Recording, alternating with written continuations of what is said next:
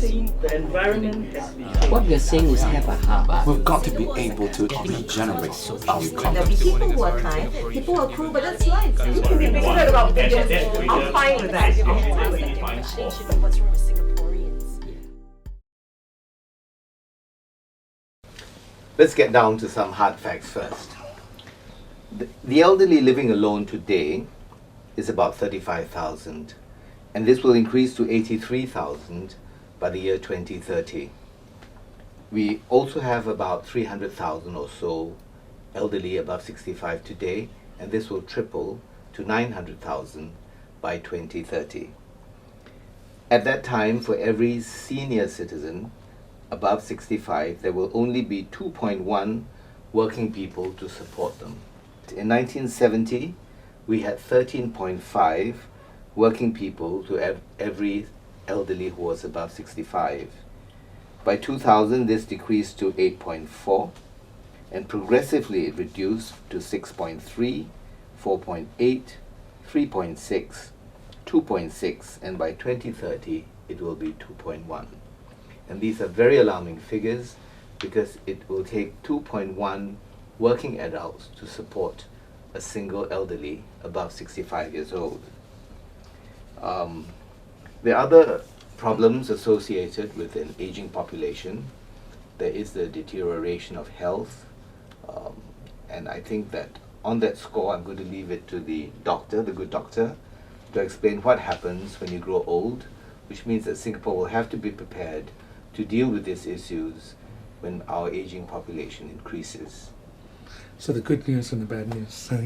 The good news is people now are living healthy longer. Not just living longer, but they're living healthier longer. The problem is when they get sick, the number of years they are sick still is the same as it used to be long back. And that is the problem, is you're older and that's the time when you're getting sicker. And it is many kinds of problems. You're going to have higher rates of cancer, higher rates of heart problems. Why so? Just look at it as the body is wearing down and all the accumulated problems. And the immunity breaks down. Immunity breaks down, the way in which cells can be, the cells that are not normal don't die off and they continue to build and you get cancer. Then you got heart problems, all the accumulation of high blood pressure, sugar, all that starts to create problems. And so more heart attacks, more heart failure. And actually the big problem is we're getting very good in treating heart problems, but over time the body is still aging and you get failure of the heart, which is more difficult to treat. The big problem that everybody worries about is our mental health. And when we talk about mental health, what we're really talking about is as we get older, we start forgetting things. Some of that is normal aging. We all start to forget a little bit. That by itself is not the problem. It is when it impacts our ability to function. And it is actually a little bit more than just losing memory. And what it is, what actually makes it really problematic is you can't remember things that just happened. This is dementia you're talking about. Okay. But it actually comes in stages. The disease probably starts 20, 30 years, maybe even longer, before you have any evident problem. And there are brain scans that we can do where we can show the accumulation of what we call plaques in the brain, in one particular type called Alzheimer's. The main problem is what do you do? And that is the open question. How do you prevent the decline? Now here I think there is a possibility of some good news, again in Asians compared to the West. And the reason is, in Asians, the type of dementia you get comes from strokes. And these are very tiny strokes in the brain. And they're silent. You just don't know you had it. Till you get the brain scan, you have no idea that you had it. But when it accumulates, you start having problems. So a stroke is a hemorrhage to the brain? No, actually stroke is when the blood vessel that feeds the brain gets clogged. And what happens then? The brain doesn't get the blood supply. Blood supply. And then the cells start dying. Okay. And then the cells come in and clean out the other cells and you get a hole. Okay. You literally get a hole in the brain. And it's which is not replaced. Not replaced. It's called a lacune. Okay. And How do you spell that? LACUNE.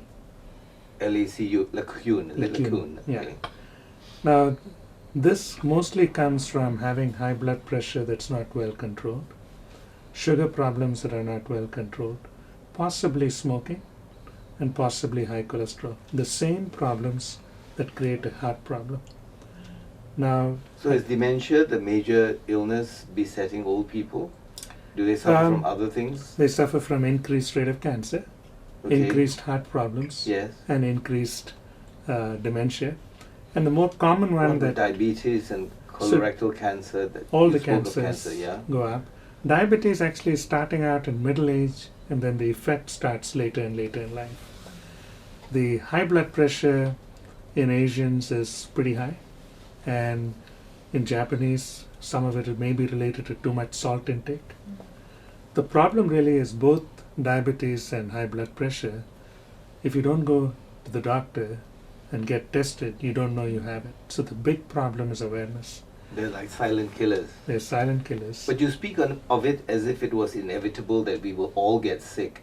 Different people are at different risk for getting this. Not everyone is going to get the same problem. So for example, one of the more common problems certain populations will get is your knee goes away. It wears out and you have knee problems and joint problems. None of them is inevitable, but some people are more prone to get it than others. And one of the big factors is what you do with your own lifestyle in middle age. And also what's equally important is what you inherit from your family. So there is a genetic factor with it. For example, one type of dementia, the most common, is called Alzheimer's dementia. That's the one that you get plaques in the brain. There is a gene, and the gene, when you get the wrong gene or the wrong type of gene from one parent, You have a predisposition. to it. predisposition is doubled. Okay. Now, if you're unfortunate enough to have both parents who had it, it can go up 6 to 8 times. Okay. The You can't do anything about that. But That you can't. you mentioned lifestyle. What is it about the lifestyle that actually makes you fall sick to Same. these conditions? Same things that we tell for heart problem, which is eat right. If you get blood pressure, get it treated early and maintain your treatment. If you get sugar problems, try to get it treated. And again, it's related to physical activity and what you eat. Those are big drivers of that. And most of it is in middle age. So and that's the time people don't get tested. And more important, even when you get medicines, because you have no problems, you have no symptoms, they don't take the medicine. But why do middle-aged people suffer from that and not young people? Young people, and that's the way it works is everything as you get older, your cells are not working the same way. Your blood vessels are getting more stiff.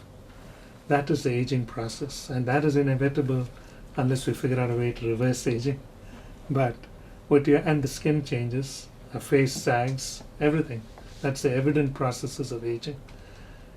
That doesn't mean you're unhealthy. It's more a question of how you view it. So activity, mental and physical, and actually I think a comic book person is first happy. He's always laughing from the time he came in. He's smiling. So he did He that loves just this to stay thing. young. Yeah, 29 years of working in a comic store, and he loves it. You can hear it in his voice. That probably plays a big role in Okay. how you approach life. Aging, every one of us is going to look at it, you go through it. It can either be depressing, if you want it to be, you can isolate yourself and moan about all the aches and pains. Or you can say, one more day, I'm enjoying life, let me do something new.